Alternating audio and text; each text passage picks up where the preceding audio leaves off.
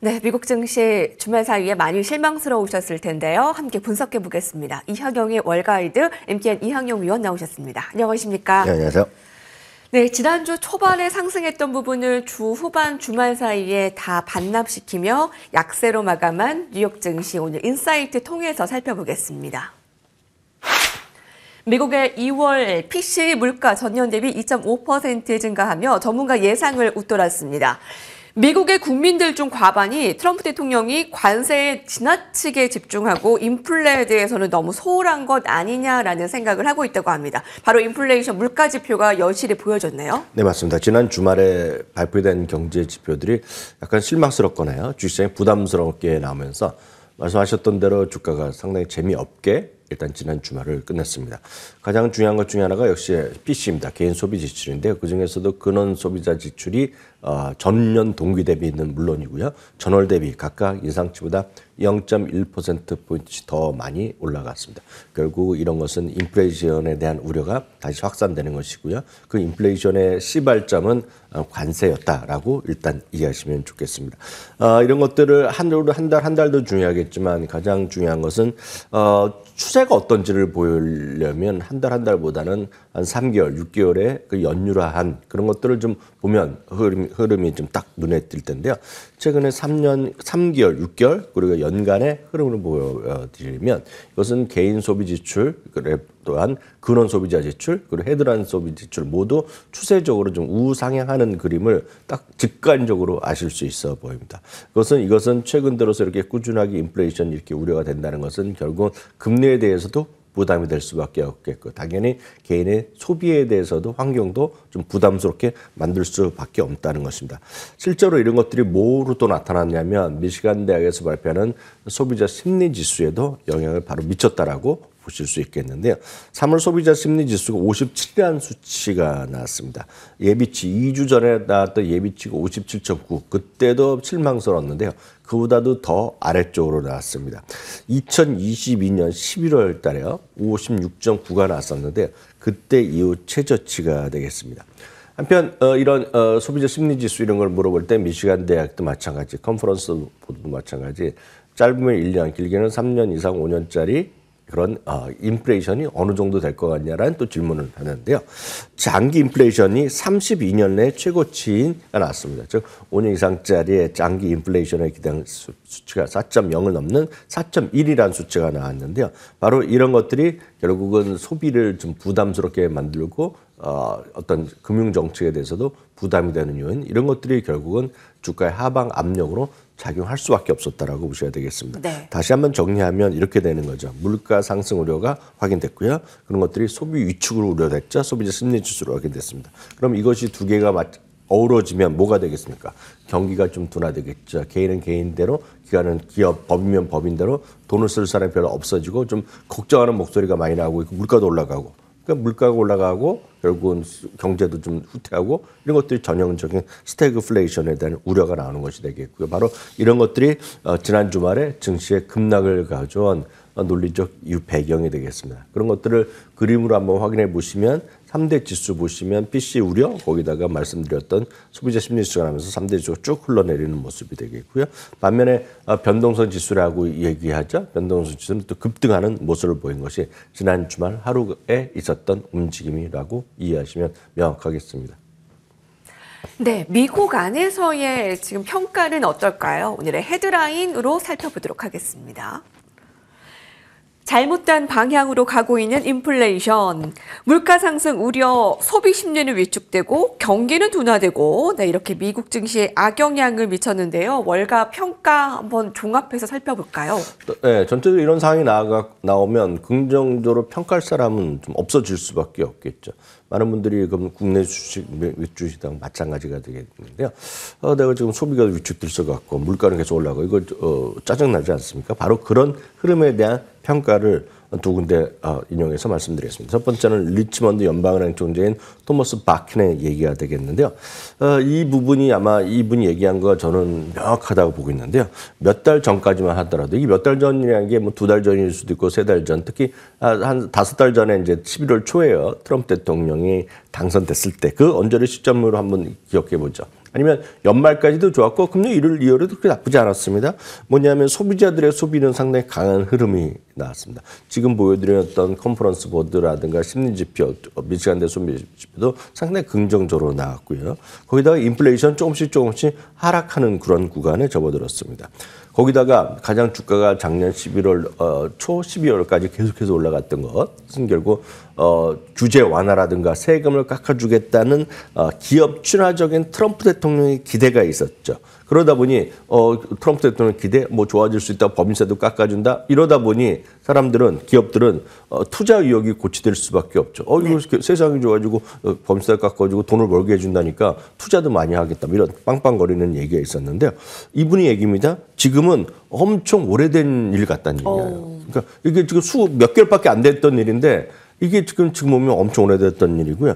현재는요 1930년대 이래 최악의 90년 만에 최악의 관세 정책, 무역 전쟁이 이루어지고 있다는 얘기하면서 바로 이러다 보니 당분간 불확실성이 고조될 수밖에 없다는 얘기를 하고 있겠고요. 웰스파고도 비슷한 얘기를 하고 있습니다. 톤은 거의 같습니다.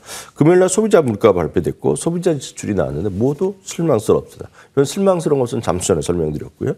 1월과 2월의 합산 지출이요. 2020년 팬데믹이 가장 심했던 시기 후 가장 작은 증가율이었다는 얘기입니다.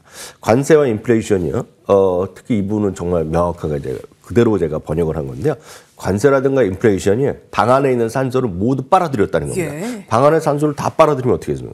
살 수가 없죠. 죽는 거죠. 그러니까 바로 그런 흐름을 산소를 다 빨아들인 것이 지금 관세 정책 그리고 인플레이션이 났다는 얘기죠. 그러다 보니 GDP의 1분기에 큰 폭의 하락까지 지금 많은 분들이 얘기하고 있거든요. 바로 이런 부분들이 아주 명확하게 번역을 해드렸지만 명확하게 시장에 대한 판단이라고 이해하시면 저는 틀림없을 것 같습니다. 네, 비유도 좀 공포스러운데요. 이렇게 미국 안에서의 이제 기업 친화적인 트럼프 기대, 그것이 막 몇 달 전인데 굉장히 오래된 것 같이 느껴지는 지금 미국 증시의 안 좋은 상황을 판단하고 있습니다. 자, 다음 헤드라인 통해서 좀 더 나스닥을 좀 집중해서 보도록 할게요. 네, CNBC에서 보도했는데요. 2분기 최선호 나스닥 100 종목. 사실 나스닥 안에서 특히 고평가 종목들이 좀 주말 사이에 크게 하락하지 않았습니까? 이제 괴리율이 더 높아지고 있는데 이들 종목 가운데 주목해야 할 종목들이 있다고요. 네, 맞습니다. CNBC에서 종목을 선택하는 과정을 좀 소개를 하고 있습니다.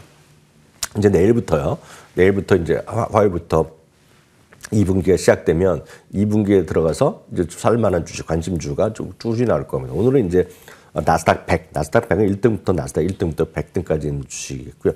내일은 또 봐서 다우 30주 중에서 또 종목도 선택해서 하는 것도 한번 있으면 여러분들 곧 소개해 드릴 예정인데요.